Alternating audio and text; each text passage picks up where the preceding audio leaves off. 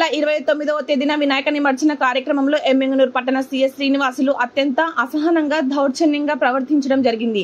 వినాయక విగ్రహాలు ఊరేగింపుగా వస్తుంటే సోమప్ప సర్కిల్లో సీఏ మైకు తీసుకుని బహిరంగంగా వెదవల్లారా అని హిందువులను తిట్టడం జరిగింది.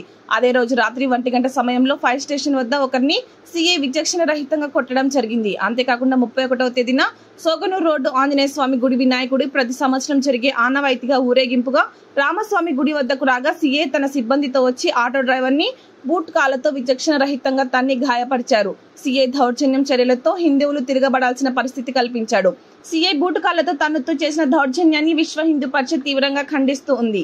సీఏ శ్రీనివాసులపై జిల్లా ఉన్నతాధికారులు సుమోటుగా కేసు నమోదు చేసి చర్యలు తీసుకోవాలని కోరుతోంది. సీఏ ప్రశాంతంగా జరుగుతున్న ఊరేగింపులో అసహనానికి లోలై దౌర్జన్యం చేయడం జరిగింది. ఈ సంఘటనలో బాధపడిన హిందువులకి విశ్వ హిందూ పరిషత్ సంఘీభావం తెలుపుతూ ఈ విషయాన్ని ఉన్నతాధికారుల దృష్టికి తీసుకువెళ్లి సీఏపై చర్యలు తీసుకోవాలని కోరుతోంది.